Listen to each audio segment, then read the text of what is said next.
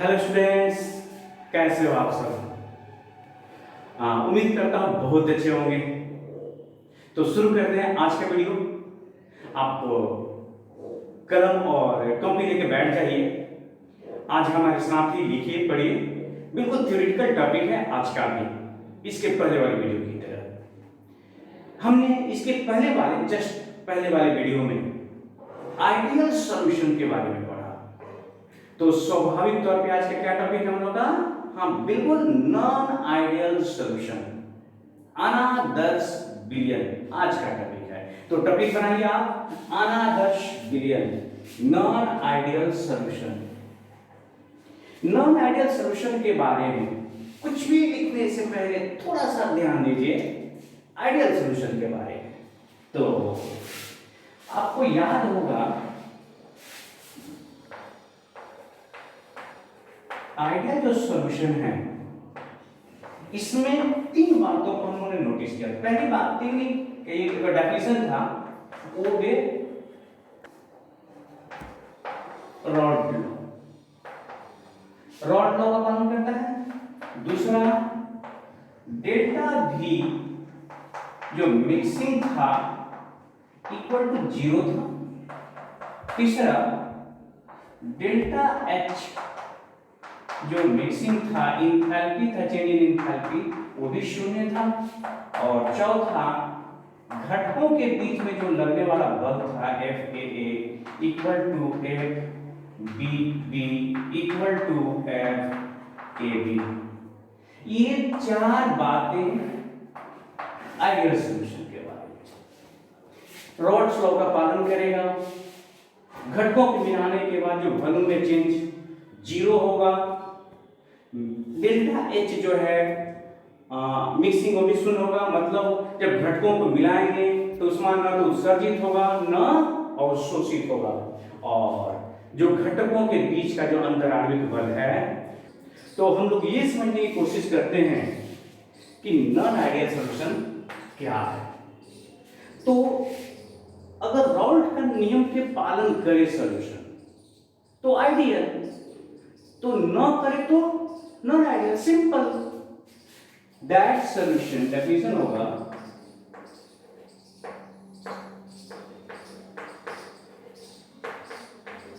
That solution which does not obey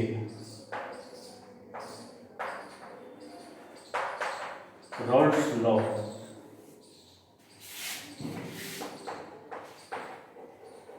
is called non-ideal solution.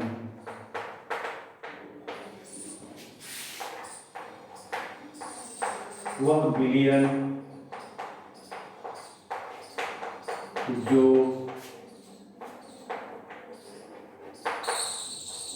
राउट के नियम का पालन नहीं करता है,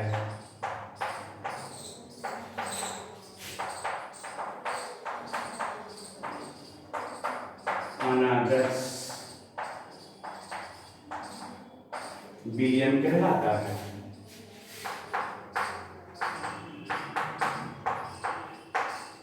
तो कोई भी विलयन, सिंपल सा डेफिनेशन है, कोई भी विलयन अगर राउल्ट के नियम का पालन न करेगा तो अनादर्श। हाँ, एक बात जरूर है कि किसी भी सांद्रता पे पालन न करे। एक लाइन और लिख देते हैं,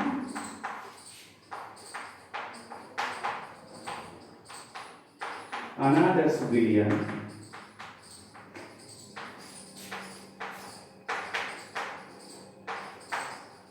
किसी भी सांद्रता और रॉड के नियम का पालन नहीं करता है। दिमाग में रखिएगा कि जो अनादर्श विलयन है सामान्यतः चाहे कुछ भी करिएगा रॉल्ट के नियम का पालन नहीं करेगा। अगर रॉल्ट के नियम का पालन नहीं करता है तो सिंपल सा मतलब है कि वो अनादर्श विलयन है, नॉन आइडियल सॉल्यूशन है। अब हम लोग अनादर्श विलयन के बारे में थोड़ा सा और समझने की कोशिश करते हैं कि कौन सा ऐसा कंडीशन है जिसमें रॉल्ट्स के नियम का पालन नहीं होता है, कौन सा वो विलयन है। तो कंडीशन फॉर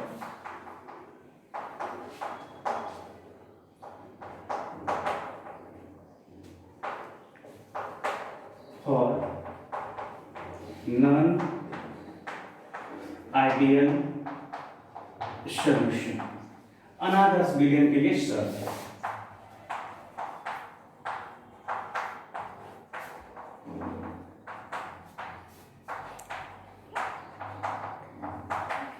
के लिए शर्त, तो देखिए वो शर्त जो है वो सिंपल है, डेल्टा जो एच है मिक्सिंग वो नॉट इक्वल टू 0 होना चाहिए। तो ये अनादर्श विलयन होगा। डेल्टा जो भी मिक्सिंग है ये भी नॉट इक्वल टू 0 होना चाहिए, और साथ ही साथ F A not equal to F B not equal to F A B, मतलब घटकों के बीच में जो बल लगा शुद्ध घटकों के बीच में और विलयन के घटकों के बीच में वो बल उसके बराबर नहीं होने चाहिए। ये 3 कंडीशन हो गए। अब हम जानना चाहते हैं आखिर तब अनादर्श विलयन कितने तरह के होते हैं। तो यहाँ पे थोड़ा सा वास्तव इस टाइप को लिखने से पहले ये है, मान लीजिए आइडियल सॉल्यूशन।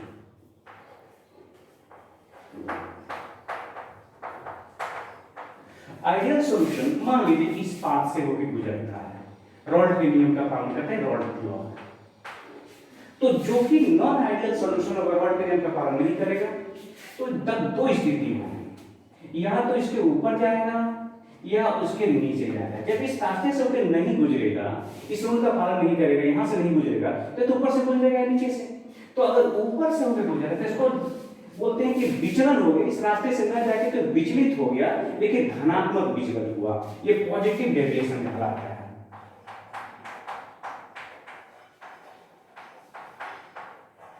डेविएशन, और नीचे जब चला गया तो इसको बोलते हैं लोग नेगेटिव डेविएशन।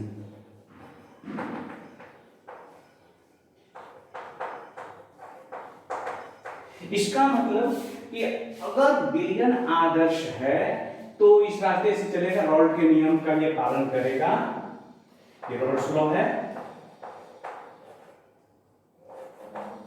रॉल्ट्स लॉ पाथ है। अगर उस रॉल्ट्स लॉ के रास्ते से होकर नहीं गुजरा तो या तो उसके ऊपर से गुजरेगा या नीचे से। ऊपर से अगर चला गया तो पॉजिटिव डेविएशन और नीचे से चला गया तो नेगेटिव डेविएशन। इसको ऐसे समझिए कि मान लीजिए हमने कहा कि आप डेली 6 घंटा पढ़िए, और कोई भी विद्यार्थी जो 6 घंटा नहीं पढ़ा, तो 2 तरह के विद्यार्थी हुए, कुछ 6 घंटा से ज्यादा पढ़ेंगे और कुछ 6 घंटा से कम पढ़े। अगर किसी ने भी 6 घंटा नहीं पढ़ा तो ये तो स्थिति होगी ना। तो जो 6 घंटा से ज्यादा पढ़े उन्होंने भी बात नहीं माना, लेकिन उनका जो विचलन हुआ धनात्मक दिशा पॉजिटिव डायरेक्शन में गए, और जो 6 घंटा से कम पढ़ा उनका भी डेविएशन हुआ, लेकिन नेगेटिव डेविएशन। इस आधार पे अनादर्श विलयन 2 प्रकार के होते, धनात्मक विचलन वाले अनादर्श विलयन और ऋणात्मक विचलन वाले अनादर्श विलयन। तो इसे हम नोट कर लीजिए पहले, और फिर उसके बाद जो है हम लोग उसके डेफिनेशन के साथ पढ़ते हैं कि कितने प्रकार के अनादर्श विलयन होते हैं। तो आप इसे नोट करें। तो अब हम लोग ये जानना चाहते हैं कि नॉन आइडियल सॉल्यूशन जो है, अनादर्श जो विलयन है, वो कितने प्रकार का है। तो आपने देख लिया, एक धनात्मक विचलन दिखा था और एक ऋणात्मक विचलन। इस तरह से 2 हिस्सों में बढ़ जाता है। पहला होता है non ideal solution,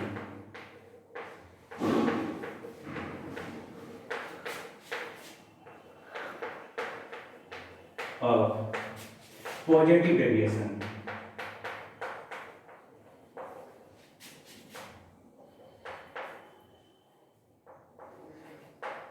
positive deviation. और जो दूसरा होता है इसको हिंदी में कहते हैं धनात्मक विचलन वाला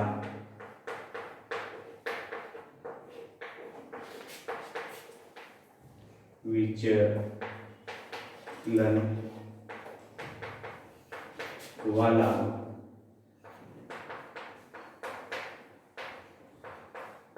अनादर्श विलयन।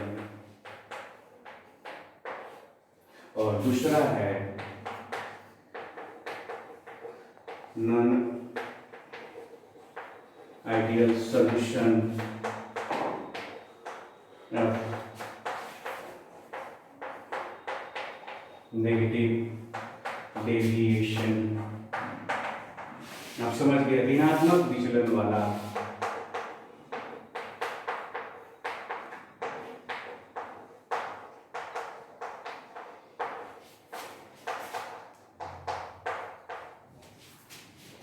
अनादर्श विलयन।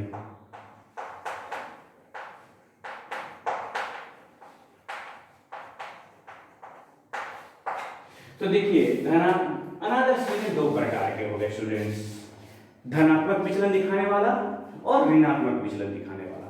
तो जैसे हमारा टॉपिक क्या होने वाला है, धनात्मक विचलन वाला अनादर्श विलयन। जल्दी से इसे नोट करिए और टॉपिक बनाइए। विचलन वाला अनादर्श विलयन टॉपिक बनाते हैं हम। यहाँ देखिए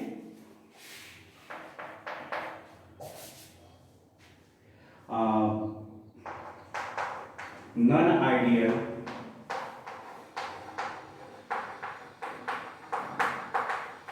solution of positive deviation।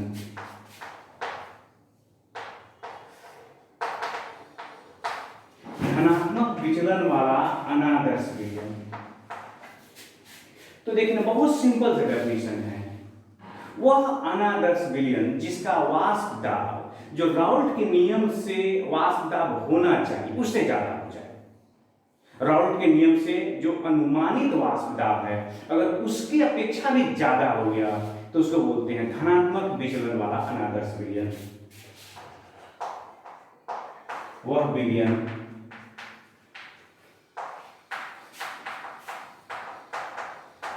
जिसका वाष्प दाब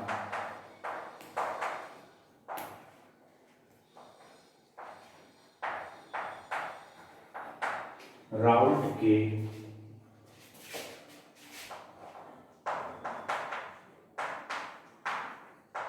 नियम से अनुमानित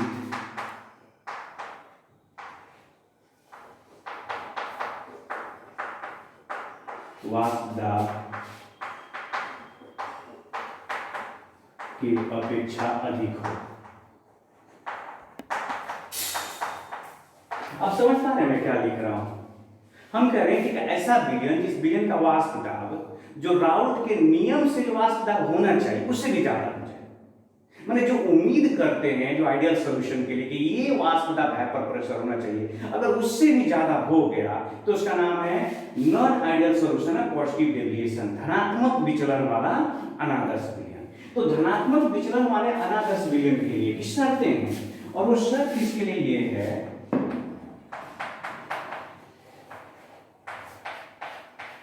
जो कंडीशन है वो ये है पहला कि इसके लिए जो डेल्टा एच जो मिक्सिंग है ना ये पॉजिटिव होता है।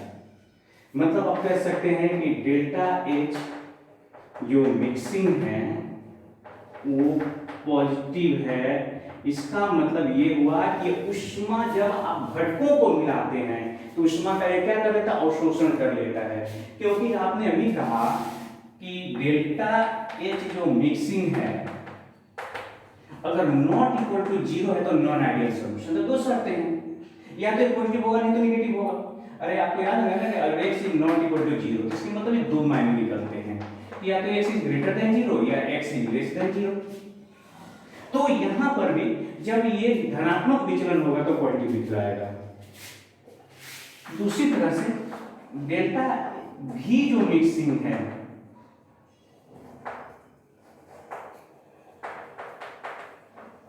ये भी ग्रेटर देन जीरो, मतलब ये भी पॉजिटिव है। डेल्टा भी मिक्सिंग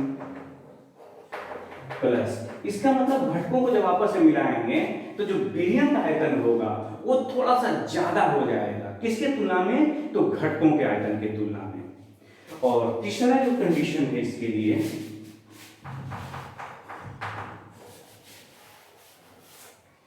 कि एफ जो ए है ये बड़ा होगा एफ ए बी, विलयन के घटक की तुलना में, और साथ ही साथ एफ जो बी बी है ये भी बड़ा होगा एफ ए बी के तुलना में। आप इसको समझने की कोशिश करें। थर्ड लाइन क्या मतलब है इसका, कि घटकों के बीच शुद्ध जो विलायक घटक हैं उनके अणुओं के बीच जो बल लग रहा है वो ज्यादा है, किसके बनिस्पत, तो विलयन के अणुओं के बीच में लगने वाले बल। तो मैं यहाँ इसको लैंग्वेज में लिख देता हूं,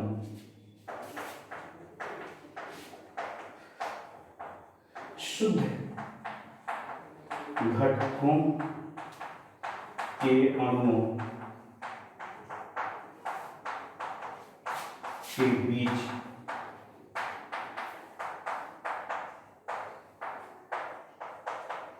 लगने वाला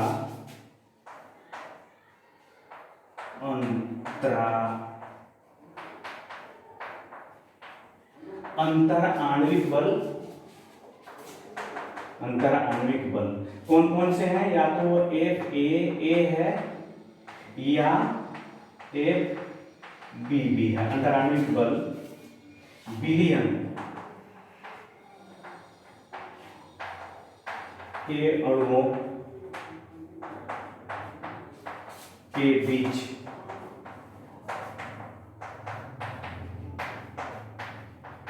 लगने वाले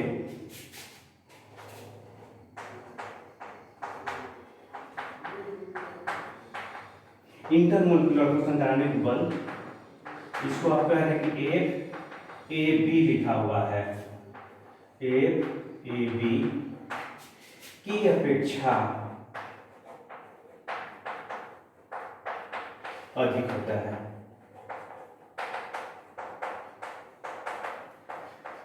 अगर ऐसा हुआ कि जो घटक हैं, जैसे उदाहरण के तौर पे अगर मान लीजिए घटक ये ए है, इसमें बल लगा एफ ए और एक दूसरा घटक बी है, यहां बल लगा एफ बी बी, तो जो विलयन बना इससे एफ ए बी लगा, तो ये जो अंतराणविक बल है वो इससे मजबूत है, और ये भी अंतर, इसका भी अंतराणविक बल विलयन की अपेक्षा क्या है, मजबूत है।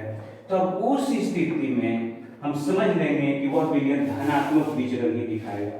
लेकिन अब यहाँ पर बहुत महत्वपूर्ण बात हो गया कि ये जो घटक हैं, जैसे मान लीजिए कि ये जो है जल है, ये इथाइल अल्कोहल है, मिला दिए, तो जल और इथाइल अल्कोहल का जो विलयन होता है ना वो धनात्मक विचलन दिखाता है।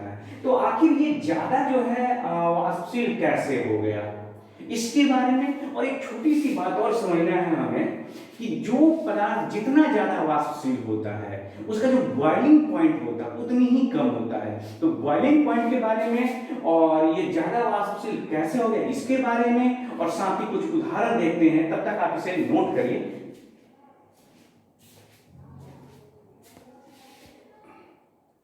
तो स्टूडेंट्स फिर से एक बार हम कहेंगे, आपको याद रखना होगा, बोर्ड पर लिख भी देते हैं कि वह विलयन या कोई भी पदार्थ जो ज्यादा वाष्पशील होता है, जितना ज्यादा वाष्पशील होता है उसका वाष्प दाब उतनी ज्यादा होगा, और वाष्प दाब जितना ज्यादा होगा, जितना ज्यादा वाष्पशील होगा, उसका जो बॉइलिंग पॉइंट होता है उतनी ही कम होता है। तो धनात्मक विचलन दिखाने वाला जो विलयन होता है वो तो ज्यादा वाष्पशील होता है ना, इसलिए उसका क्वथनांक क्या होगा, कम होगा। चूंकि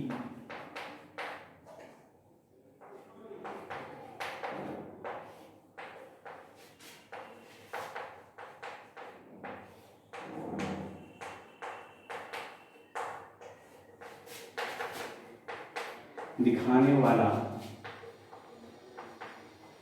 विलयन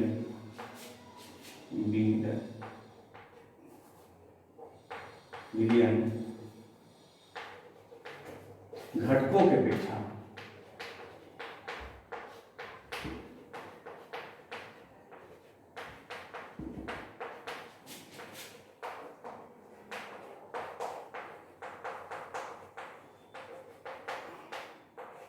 अधिक वाष्पशील होता है, अतः विलयन का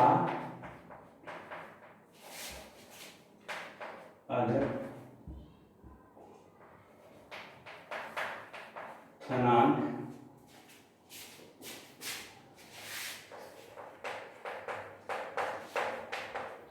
की अपेक्षा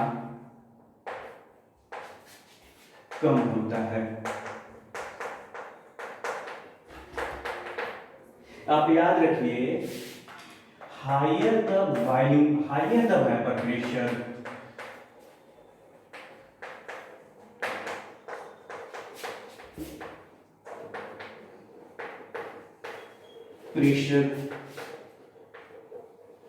lowering the boiling point,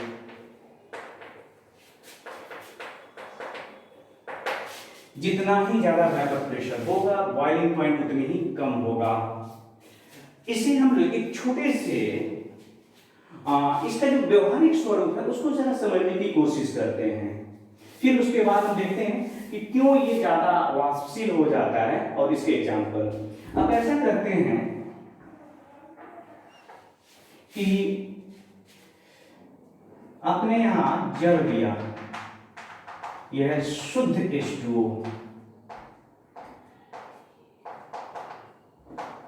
H2O, और इसे आपने गर्म किया, फिर क्या किया आपने, एक दूसरा भी ले लिया इतनी ही मात्रा में, इसमें लिया आपने H2O plus ethyl alcohol C2H5OH और इसे भी गर्म किया। दोनों उबलने लगे। जब दोनों उबलने लगे तो आपको पता लगाना है कि ज्यादा गर्म कौन है। मान लीजिए कि दोनों में हाथ आपने डाला, ऐसा करना नहीं है, कल्पना करके आपको बता रहे हैं कि दो पात्र लिए, दो, एक में पानी है, एक में पानी और अल्कोहल है, इथाइल अल्कोहल है। इथाइल अल्कोहल तो हम लोग भाई बिहार में बोलना भी बड़ा मुश्किल हो गया है। आप सबको पता होगा कि बिहार में शराब की बंदी है, लेकिन हम लोग बोर्ड पे लिख रहे हैं, ऐसा कुछ बात नहीं है। तो इथाइल जो अल्कोहल है, मजाक कर रहा हूं, ऐसा कुछ नहीं। जो जल है इसको गर्म किया आपने, इथाइल अल्कोहल प्लस जल को गर्म किया और दोनों में आपने हाथ डाला। जब वो उबलने लगे तो ऐसे हाथ डाला, जैसे हाथ डाले 10 सेकंड रखना है, तुरंत आपको पता चलेगा दोनों हाथ चला। तो क्या दोनों हाथ बराबर चला? बताइए, नहीं, दोनों हाथ बराबर नहीं चला। ये शुद्ध जल है और ये जल और इथाइल अल्कोहल है।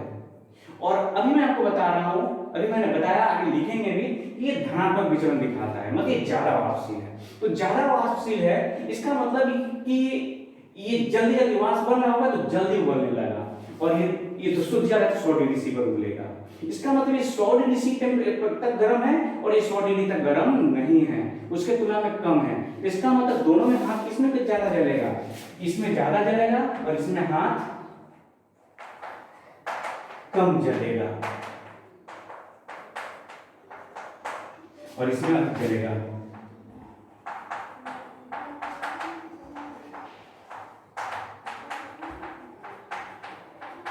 क्यों भाई? तो इसका बॉइलिंग पॉइंट जो है, बॉइलिंग पॉइंट अगर शुद्ध जल है तो 100 डिग्री सी है, लेकिन इसका बॉइलिंग पॉइंट कितना है? Boiling point is less than 100 degree C. ये 100 डिग्री से कम होगा, वो 100 डिग्री तक की गर्मी नहीं हो पाया और उबलने लगा। ये 100 डिग्री पर उबल रहा है, इसलिए इसका टेम्परेचर ज्यादा है, इसका टेम्परेचर कम है और इसलिए हाथ ज्यादा चलेगा। अब आगे दूसरा चीज, हमें तो ये चीज समझना है कि आखिर ये जब जल में अल्कोहल मिला है तो ये ज्यादा वाष्प कैसे बनने लगा। एक दूसरा उदाहरण देखते हैं। ये देखिए, ये हमारे पास इथाइल अल्कोहल है, HOCH5, ये delta minus delta plus H delta plus C2H5 C2H5 यहाँ डेल्टा माइनस। इसी तरह से फिर आगे भी हाइड्रोजन बॉन्ड बना लेगा ये डेल्टा माइनस डेल्टा प्लस। आपको पता है कि एक बॉन्ड है हाइड्रोजन बॉन्ड,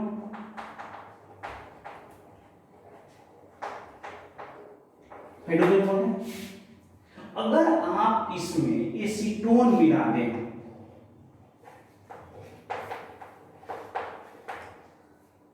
एसीटोन क्या है एसीटोन? तो CH3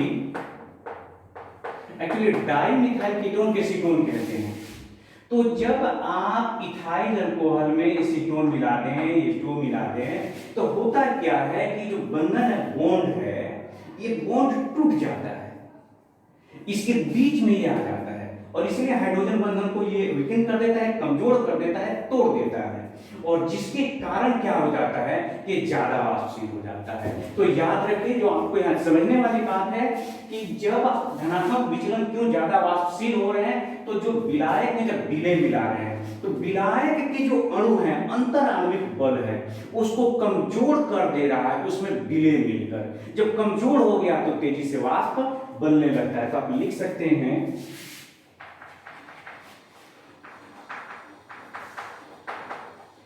विलायकों के बीच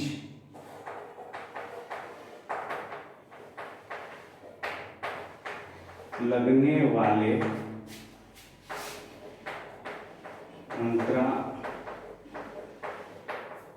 अंतराण्विक बल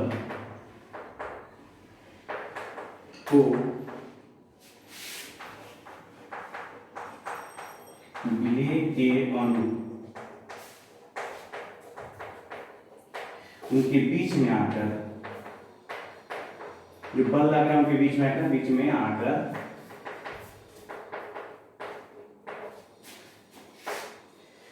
बल को कमजोर कर देते हैं, बल को दुर्बल कर देते हैं, कमजोर कर देते हैं, जिससे अधिक वाष्प बनता है, अधिक वाष्प बनता है। अब ये तो बात हो गई कि जो धनात्मक विचलन वाला है वो ज्यादा वाष्पशील क्यों है। तो आपने समझा कि ये एक अणु है, आप देख रहे हैं इथाइल अल्कोहल का एक अणु है, यहाँ पर देखिए एक दूसरा इथाइल अल्कोहल के अणु है।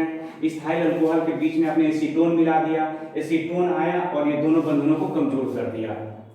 तो जैसे वो कमजोर हुआ तो ज्यादा वाष्पशील होने लगा। अब हम लोग समझने की थोड़ी सी कोशिश करते हैं एक दो एग्जाम्पल, क्योंकि बोर्ड पे जगह नहीं है इसलिए आप इसे नोट करें, फिर मैं उदाहरण लिख देता हूं। तो आइए students, non ideal solution of positive deviation के सबसे लास्ट में हम लोग ये देखते हैं कि कौन से वो सॉल्यूशन है, विलयन है जो धनात्मक विचलन दिखाते हैं। तो हमने बोर्ड पे कुछ एग्जाम्पल लिखे हुए हैं, यहाँ ये देखिए एसीटोन प्लस कार्बन डाइसल्फाइड। अभी मैंने आपको बताया कि जो डाइमिथाइल कीटोन होता है इसी को एसीटोन कहते हैं, मैं उम्मीद करता हूं याद रखेंगे। और प्लस में क्या है, कार्बन डाइसल्फाइड CH2। उस एसीटोन और इथाइल अल्कोहल का भी सूत्र सबको याद है, C2H5OH। इसका मतलब इसी एसीटोन में अगर आप इथाइल अल्कोहल मिला दीजिए तो भी वो धनात्मक विचलन दिखाएगा। यही तो मैं आपको अभी उदाहरण दिखा रहा था। एसीटोन में अगर बेंजीन मिला दीजिए, बेंजीन का सूत्र C6H6 होता है, जानते हैं। तो अगर एसीटोन में बेंजीन मिला देंगे तो भी क्या करेगा कि वो धनात्मक विचलन दिखाएगा। Ethyl alcohol plus water, ethyl alcohol C2H5OH, आप प्लस अगर H2O मिला दीजिए ये भी धनात्मक दिखाएगा। मिथाइल अल्कोहल भी CH3OH और प्लस H2O कर दीजिएगा तो भी धनात्मक विचलन दिखाएगा। कार्बन टेट्राक्लोराइड और बेंजीन CCl4 और प्लस बेंजीन C6H6 धनात्मक विचलन दिखाएंगे। Carbon tetrachloride plus chloroform CCl4 plus CH3 chloroform है ये याद रखिएगा, और carbon tetrachloride plus toluene CCl4 toluene की तो एक दोबारा मैं आपको देखिए इस तरह से संरचना बना करके भी लिख सकते हैं, मोलेकुलर फार्मूला के रूप में भी दे सकते हैं। ये टॉल्यूइन है, तो कार्बन टेट्राक्लोराइड में टॉल्यूइन मिला दीजिएगा तो देखेंगे कि वो भी क्या है, धनात्मक विचलन दिखाएगा। तो ये एग्जांपल आपको याद रखना है, और जो सबसे महत्वपूर्ण बात याद रखना है वो ये है कि पॉजिटिव डेविएशन के लिए जो डेल्टा H जो मिक्सिंग है ये पॉजिटिव होते हैं, डेल्टा जो भी मिक्सिंग है ये भी क्या होता है, पॉजिटिव होता है, और घटकों के बीच में लगने वाला जो बल होता है विलयन के घटकों के बीच वो शुद्ध विलायक की अपेक्षा कमजोर होता है, दुर्बल होता है, जिसके वजह से क्या हो जाता है, वो जल्दी जल्दी वाष्प बनता है। और याद रखिएगा जो पदार्थ जितना ज्यादा वाष्प बनेगा उतना ही ज्यादा वाष्प दाब होगा, वाष्प दाब जितना ज्यादा होगा मतलब उतनी ही जल्दी उसका वो उबलेगा, बॉइलिंग पॉइंट उतनी ही कम होगा। इसे नोट करिए। फिर हम लोग non ideal solution of negative वाला हम लोग पढ़ने जा रहे हैं। तो आज की इस वीडियो का आखिरी टॉपिक है non ideal solution of negative deviation, ऋणात्मक विचलन दिखाने वाला अनादर्श विचलन। तो अगर हमने धनात्मक विचलन के बारे में पढ़ा है तो वो क्या नेगेटिव, जस्ट उसके उल्टा कर दीजिए चीजों को। तो वह विलयन जिस विलयन का वाष्प दाब राउल्ट के नियम से अनुमानित प्रिडिक्टेड जो वेपर प्रेशर उससे भी कम हो जाए, जितना अनुमान लगाया गया उससे भी कम हो जाए,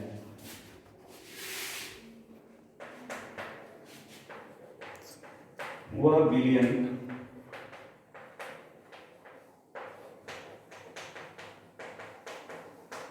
जिसका वाष्प दाब राउल्ट के नियम से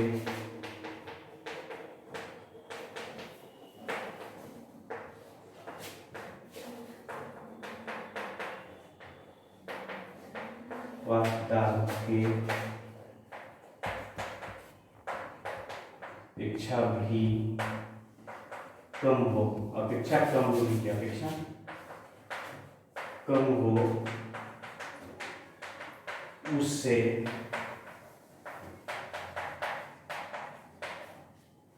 ऋणात्मक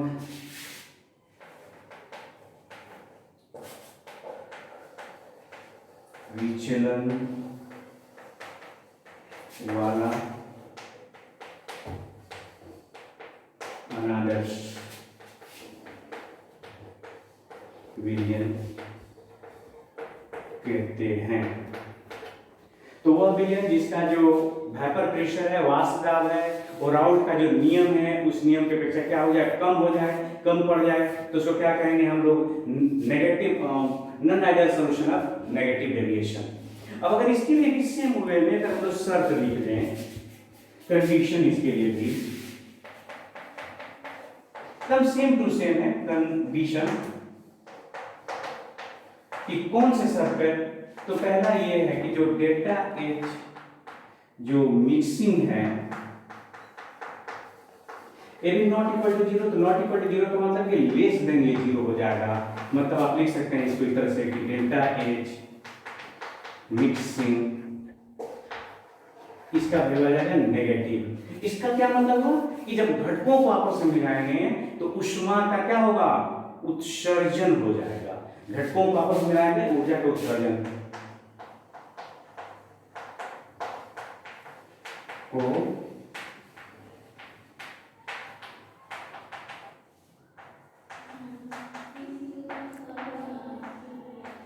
पर ऊर्जा का उत्सर्जन होता है। अगर उत्सर्जन हुआ, दो घटकों को मिला है और ऊर्जा का उत्सर्जन होने लगा, तो समझ लीजिएगा कि वो क्या है, तो non ideal solution of negative deviation है। दूसरा इसके लिए डेल्टा जो भी मिक्सिंग है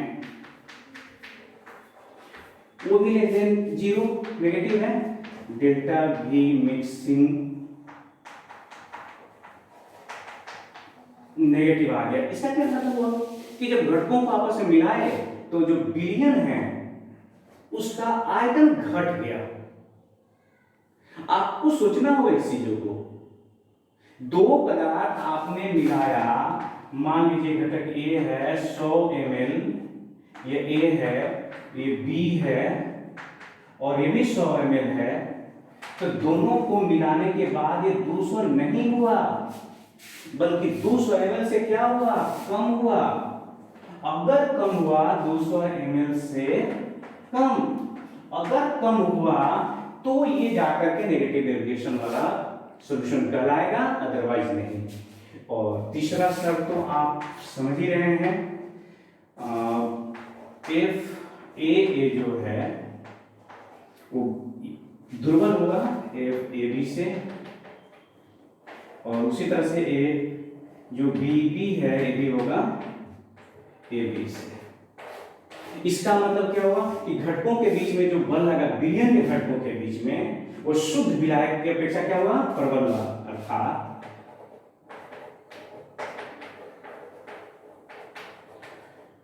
विलयन के घटकों के बीच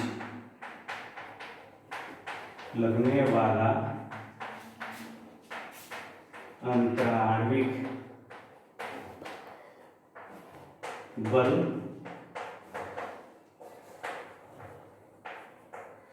शुद्ध विलायक के अपेक्षा, शुद्ध विलायक के अंतराण्विक बल के अपेक्षा क्या होता है, प्रबल होता है।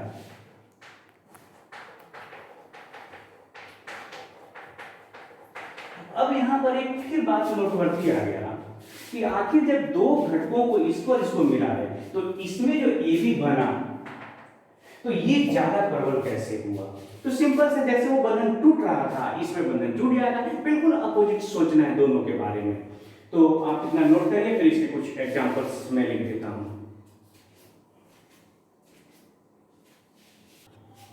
तो हम लोग ये समझते हैं कि जो नॉन आइडियल सॉल्यूशन ऑफ जो नेगेटिव डेविएशन है उसके कुछ एग्जांपल हमने बोर्ड पे लिखे हुए हैं। क्लोरोफॉर्म हमने तुरंत लिखा था, chloroform plus benzene, chloroform plus इसका नाम क्या है, डाई इथाइल ईथर बोलते हैं इसको, डाई इथाइल, ये ईथर है, HCl hydrogen chloride, hydrochloric acid है, प्लस H2O नाइट्रिक एसिड, आप जानते ही हैं नाइट्रिक एसिड और प्लस H2O। लेकिन एक बात आपके मन में जरूर खटक रहा होगा कि आखिर ये जो विलयन है, ये विलयन क्यों कम वाष्पशील हो जा रहा है शुद्ध विलायक की तुलना में, इसमें कौन से बल आते हैं। एक उदाहरण देखने की कोशिश करते हैं हम लोग। ये देखिए क्लोरोफॉर्म मैं बना रहा हूं और क्लोरोफॉर्म से हम लोग समझने की कोशिश करते हैं। ये C है,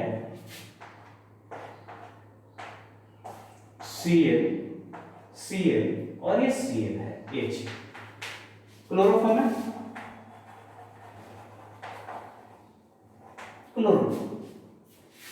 इस क्लोरोफॉर्म को हमने एसीटोन में डाल दिया, एसीटोन। तो आप एसीटोन को ऐसे समझ सकते हैं कि जो एसीटोन है वो बंधन बनाए हुए है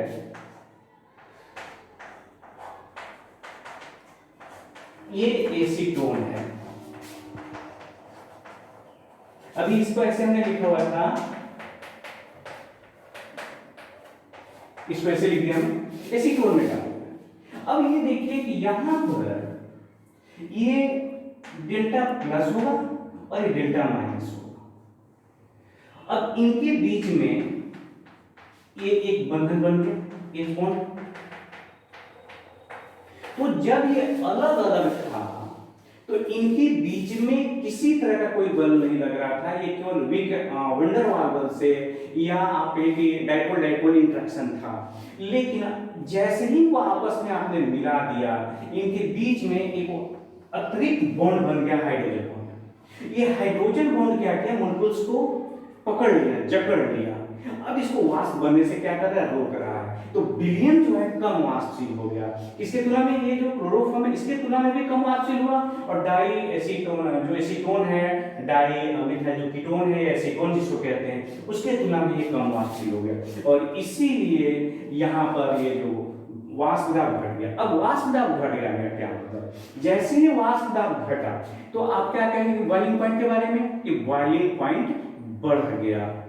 मतलब सीधा सा समझ जाइए कि ऋणात्मक विचलन वाले जो विलयन होते हैं उनका क्वथनांक शुद्ध विलायक से क्या होता है, ज्यादा होता है।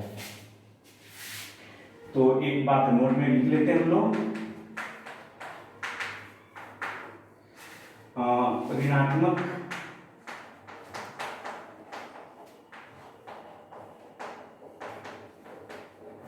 विचलन वाले